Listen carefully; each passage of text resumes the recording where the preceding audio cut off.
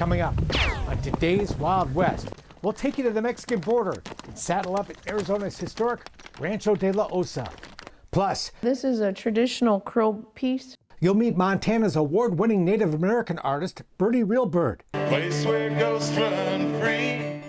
And we'll take you to the home of America's first cowboy movie star, California's Santa Clarita Cowboy Festival. It's all next on today's Wild West. The Wild West. It's still out there. We'll show you how to find it. This is today's Wild West. If walls could talk, what a story these would tell. What's known as the Presamido Ruins was once a trading post and a community back in the 1800s. Today it's a fascinating ghost town in a remote canyon in extreme southern Arizona, not far from the Mexican border. Look how low this door was. Steps away is another wall that could tell even more ancient tales. A rock wall covered with mysterious petroglyphs created by those who lived here eons ago. Messages that can never be understood. Those are old. Old. How old do you suppose this is, 1820s? Probably. It's all part of an exciting UTV adventure in the Arizona wilderness. There was a community here at one time. During a stay at the Rancho de la Osa Guest Ranch, one of the most historic properties in the American West. The adobe buildings of this historic desert oasis include what is believed to be the oldest continuously occupied structure in Arizona.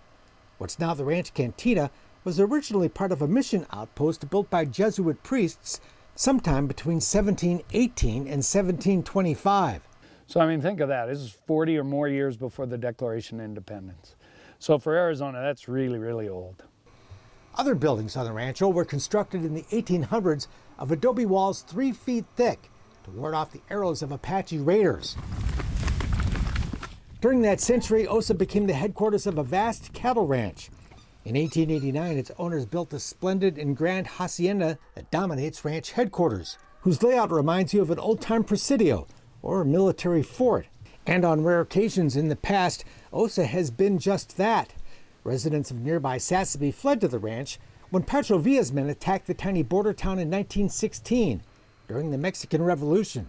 Pancho Villa raided the ranch and came across the border, attacked, and 2 cannonballs have been pried out of the adobe walls left after that attack.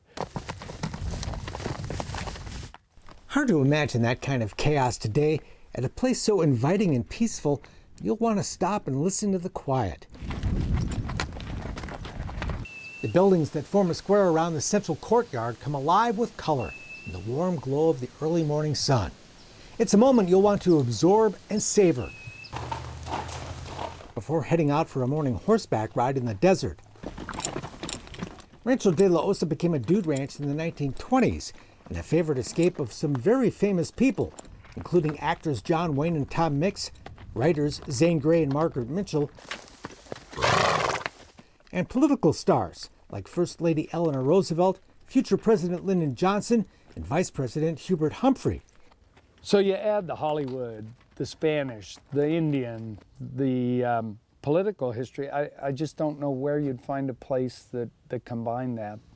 If these walls could talk. Unbelievable. Unbelievable. And you feel it. Rancho de la Osa is just a short trail ride from the tall fence that marks an isolated stretch of the Mexican border. While the ranch is only 90 minutes from Tucson, it feels much more remote. It's wonderful on a late afternoon to ride the quiet, picturesque trails of the beautiful Sonoran Desert. There is a rich sense of peace in this place that is free of the noise and stress of the modern world. I really searched my mind, why did all these people come here? And I think maybe it was completely away, and they had that sense of isolation and seclusion, and yet they weren't that far from an airport or a city. And I think, you know, when I'm here, I feel like it's probably not very different than when Lyndon Johnson was here, or Adlai Stevenson, or John Wayne. And so we're probably experiencing the same things, coming here for the same reasons. This place is magical. There's something really spiritual, magical, whatever word you want to use. Michelle Vaughn brought a group of women to Osa for a yoga retreat. It's out in the middle of nowhere. It's quiet. If you can't disconnect and find peace here, you're probably not going to find it. It is wonderful to just chill, but there's too much to do to sit still for long. So we're off to the border? We are. Woohoo! And one of the main attractions is that nearby border, just a short UTV ride away. Actually, because of the political interest today, the border's, lucky for us, turned into an attraction. And one of the first things people want to do is they want to go get on a horse or get on a UTV and go see it. There's a 14-mile fence along the border that ends right here at the beginning of the Papago Indian Reservation. The tribe won't allow the government to continue that fence onto their land. And so there's a well-worn path from Mexico to America. Horseback rides to the border are another favorite as well. And along the way, you can stop off at the general store in the tiny border town of Sasabee. Back at the ranch, you can enjoy the beautiful pool, take a bike ride, Bingo!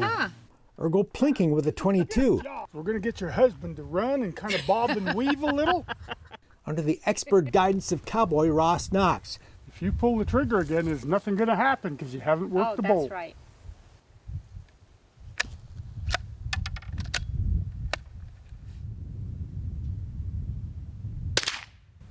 Hey! That's Yes, what I was ma'am. aiming for. Fun stuff. Ross Knox left home at 16 and has been a working cowboy ever since at ranches across the West. My whole deal, of course, is collection. He spent years leading mule trains up and down the Grand Canyon, and today helps his wife Linny run the ranch horse program. Well, she's the real deal, and you know, we have a very authentic ranch, and we wanted to have authentic people. Ross has been up and down the Grand Canyon more miles than any human in history. And Lynn's been doing this her whole life, and they compete at world champion levels. Ross is a multi-world champion packer, and Lynn competes at very high levels in super horse and these other things, and Ross the same. So they just exude authenticity, and you just meet them, you know you're talking to the real deal. I would like to help the guests that come here become better horsemen. Ross is happy to share his own expert horsemanship. What I'm looking for right now is the corner of that eye, just an eyelash. When I can see that, I've got that eyelash right there.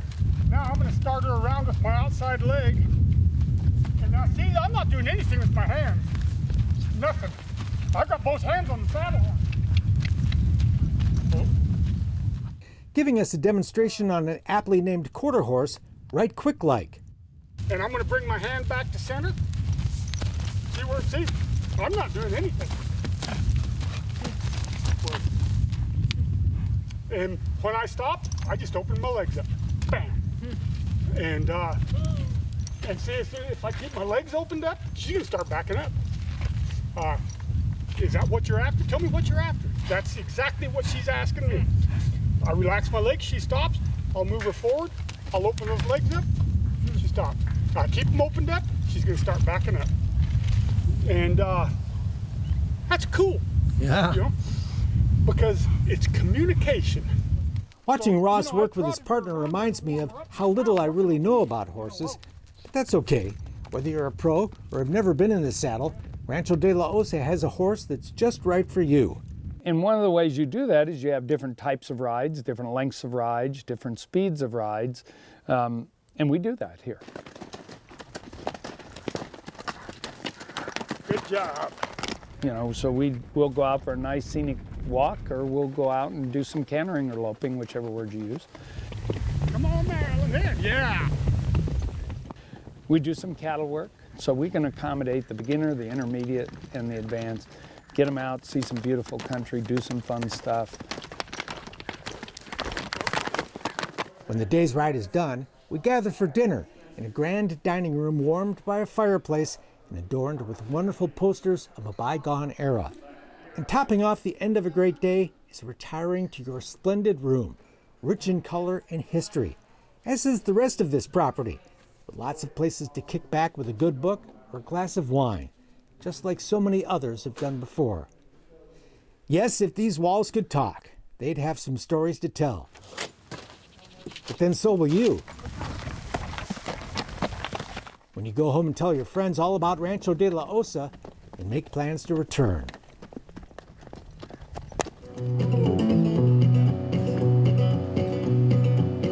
From the broken hills of Mexico.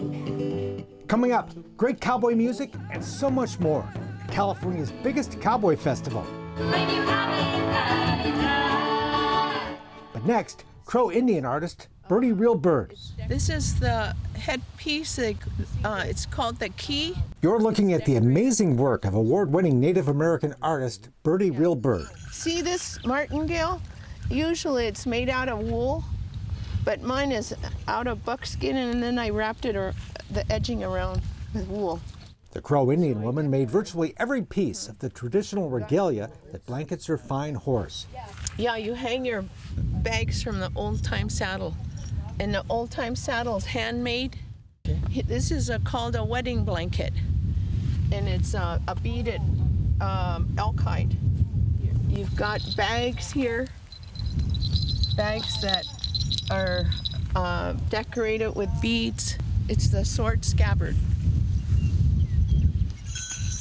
Her incredible work and the finery of her fellow tribal members is on display every August during the colorful parade at Crow Fair, perhaps the biggest Native American powwow in the country. Here on the Crow Indian Reservation in southeast Montana, hundreds of horseback crow bring out their best beaded regalia for both horse and rider in celebration of their tribe's rich cultural heritage. Like I say, there's a lot of good beaters in Crow. But none better than Birdie, honored by the Montana Arts Council with induction into its Circle of American Masters in recognition of her artistic excellence and contribution to the state's cultural heritage. You can be an artist and preserve your culture that way, and I'm using beads to preserve my culture. Beading is a major part of every piece she makes. In fact, it's been a central part of her life since she was a young girl growing up on the reservation. My mother was a beater. All the ladies in my life were beaters. Mom encouraged Birdie's interest by giving her a traditional beading necklace when she was just 12, which she still wears today. In my beadwork, I do a lot of this navy blue, white navy blue. Grandmother was another major influence, but the desire to learn was all her own. I wanted to do it.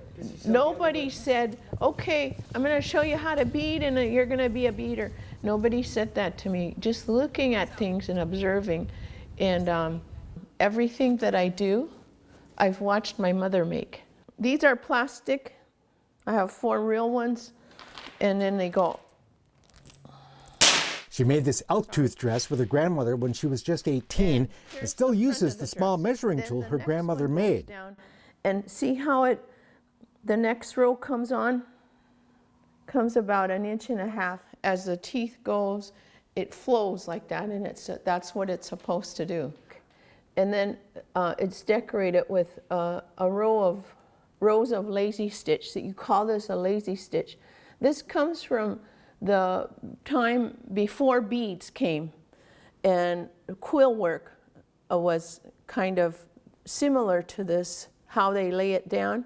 Back in the days, they said if your husband's a good hunter, your teeth goes all the way down to the bottom of your dress. A beaded belt that goes with a buckskin elk tooth dress is among her recent creations, a piece richly accented with fine beadwork. Amazing. It's not about being patient. Beading is intricate, time-consuming, detailed work. Stitching together tiny beads on buckskin might appear to be tedious, but for Birdie, it's a labor of love. I love to make things. It's not boring to me. It's not tedious. It's not about patience. It's about the making it, feeling that feeling I have. It's almost like therapy for me. And your work kind of has a spirit to it, and your designs start coming out. And I can't wait. Sometimes I can't wait to see the design, so I might bead all night. Much of her work is inspired by her Crow ancestors. Birdie spent much time over the years studying Crow Indian collections at museums around the country, like the Peabody in Boston. It was intriguing to be, looking at the Crow beadwork, and all these leather belts were there. Today, Birdie belts are a coveted item among those who know her work. I don't really copy them, but I try to bead like them. But beading hasn't been her only work. Birdie earned a master's degree and spent 31 years as a teacher and guidance counselor. But she's always been creative. I remember when I was in second grade or something, I won a poster contest for picking up trash. And my mother kept that poster for a long time. And I think we still have it someplace. It's probably someplace in the house. And beading has long been her passion. Her work, like the cradle board she made for her granddaughter, is beautiful, traditional, and fascinating to see. I was so excited about being a grandma. I came home that night and I was so happy. I took this out and I started beading this bigger part. And there's eight pieces to this. The cradle board was actually a collaborative effort with several beading friends who together completed the project in just 6 weeks. And we had a big baby shower for her. And this is the piece. She goes in right here. You have to these come apart like this. And then this is her little umbilical cord case, and I just hang it onto the cradle board. That's her real umbilical cord? Yeah, it's in there. So this will be hers forever. Is that a traditional Crow? Yeah, this is a traditional Crow piece right here, and it's for girls. Like those who came before, Birdie is trying to pass on what she knows to the next generation, like her young niece who posed for photos the day I stopped by. Sometimes I have beading classes, beading circles, trying to teach the younger people how to bead and get them on a interest in creating things, being an artist. Meantime, Birdie continues to create beautiful regalia, dresses, moccasins, vests, and other works. What would something like this cost? Probably $5,000. That are both wearable art and celebrate and carry on her tribe's rich cultural heritage. It has to be inside of you, and I liked making things. Welcome to the Santa Clarita Cowboy Festival. All my friends sitting around picking on the front porch. A celebration of all things Western, both cowboy and Indian, like the wild horse dancers. The Native American performers are one of the many attractions Hurrah, boys, hurrah! to the weekend that turns Southern California's Hart Park into a musical enclave of the Old West.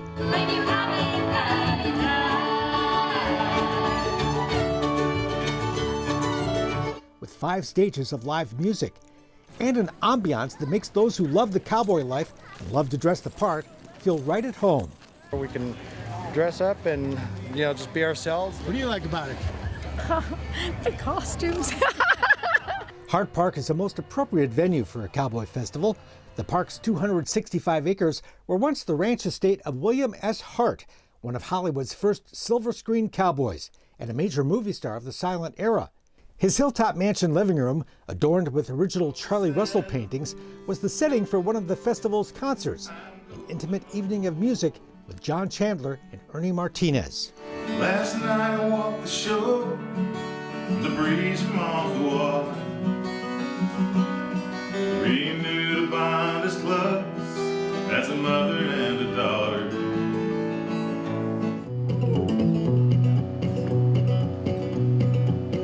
From the broken hills of Mexico.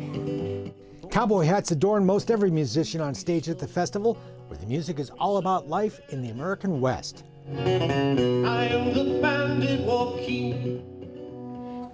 Tuning a guitar is kind of like airplane maintenance. It's worth the wait. KRISTIN Harris is an up-and-coming star of the Western music world. Well, every day, along that evening. Homeschooled in Texas, the 20-something grew up watching the old movies of Roy Rogers and Gene Autry and listening to the jazz-influenced cowboy music of the 1940s known as Western swing.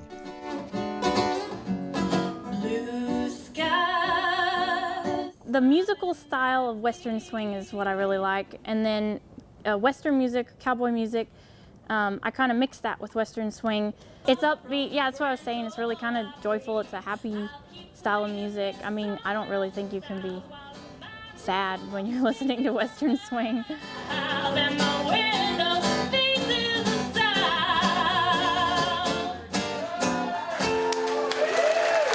It's not the kind of stuff you hear on the radio, but fans here love it.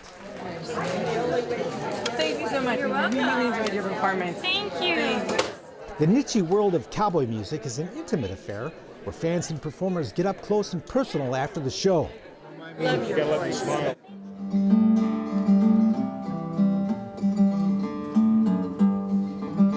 I'm lonesome, but I'm happy.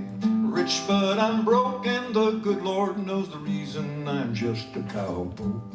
Santa Clarita is known as one of the top cowboy music festivals in the country. For more than 25 years has featured the top stars in the genre, including the now retired Don Edwards. Yippee-oh, yippee-oh, 'cause there just ain't nothing better than riding for the roundup in the springtime. And the beloved Sons of the San Joaquin, seen here in their very last performance.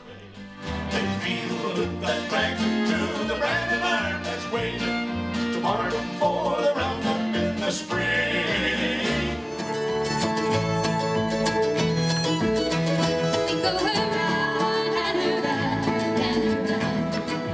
Not every performer at the festival is cowboy. There's also Americana, like the new take on traditional folk and bluegrass from Arizona-based Run Boy Run.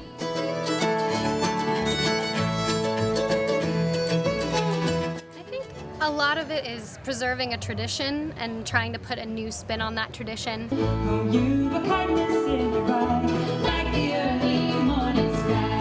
And the importance of listening to the song and the story behind the song. Yes. And just that element of storytelling. yeah, the element of storytelling and being interested in sitting and relaxing and listening to both the story and the introduction and the song itself. It was nice for us. It made us feel very welcome. The fiddle music of Dave Rainwater greets you as you first arrive at the festival, where trick roper Dave Thornberry is there to lasso visitors into the spirit of the day. It's a fun place to bring the kids, where they can try their hand at throwing a rope. Whoa! Or checking out an old-time chuck wagon. Original wagon, built in 1910. Pretty cool, huh? We love it. We come every year for the last 3 years, and it's just a lot of fun. We like listening to music, and the kids love doing the mechanical bull ride, which is where we're heading next. Are you the queen of the cowgirls? Well, you just saw that. Kids aren't the only ones who like to dress up. We spotted the Lone Ranger walking the festival. Clayton Moore was a personal childhood hero of mine. We are the cowboys from Thailand. Woo! Howdy. White up. If you think you're a cowboy in your mind, you are. Beyond the hats and boots, to many here, a cowboy is a matter of the heart. The honesty, a certain amount of integrity, a certain amount of honor. Everybody calls me darling or little lady. It's nice. We can switch hands in front. A lot tougher, we could throw one up and one down opposite ways. But cowboy's also a lot of fun. And with enough wasted afternoons, you too can do a little bit of everything, make those guns really come alive. World champion gun twirler Joey Dillon is among the festival entertainers. When he's not spinning guns, he's working on movies as a gun coach or an actor. Up the center, around the sides, reverse the trigger positions, and walk them home. There you go. Grew up watching a lot of westerns because my dad was obsessed with playing them, and he would dry fire his gun and quick draw and holster it, and I practiced some of that, and then found I had a weird God-given knack to do it, so I stayed with it, and then saw there was competitions and won a few of those, and then started doing some TV work, and I thought, wouldn't it be kind of funny to make a living playing with guns, so I tried to see how far I could take that, and God had his own plans with it, and it finally melded together into this thing that I do. They're brand new hats, but they're made to look like they've been through the trail. We got bullet holes, we got burns. If you didn't come to the festival dressed cowboy, you can sure go home that way. Everything you need to look the part is for sale at the many vendor booths. And Western wear can be pretty darn stylish. And the back is wonderful too. You know, originally they were designed to ride it, the frock coat, you know, so it's nicely vented. But since then it's evolved and it's really come a long way. It's beautiful. Some fine craftsmen set up shop here too, like leatherworker Biscuit Hatch, who can put a cowboy stamp on a cell phone case. Wrap around like this. I don't know, it just makes me at peace. You know, it's better than sitting watching TV. I'm out in the shop all the time. This is a standard elk drum. Native Americans have some very cool offerings as well.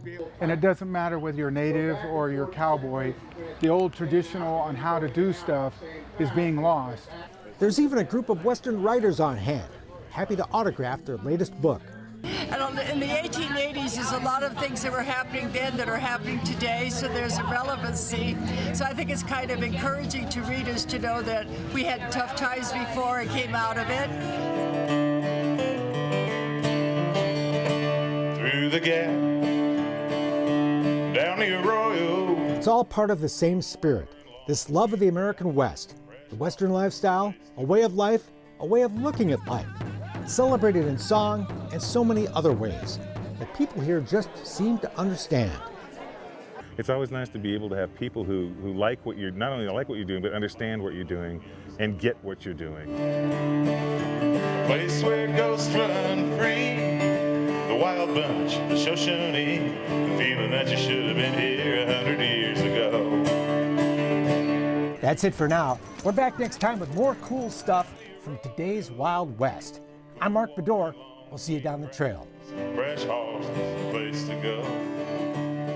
For more information on the people and places featured in today's Wild West, or to order show DVDs and books, visit todayswildwest.com. Funding for Today's Wild West provided by the Montana Film Commission, the Leggett Foundation, the Dude Ranchers Association, the Dude Ranch Foundation, and the Chuck Wagon Trail Riders Foundation.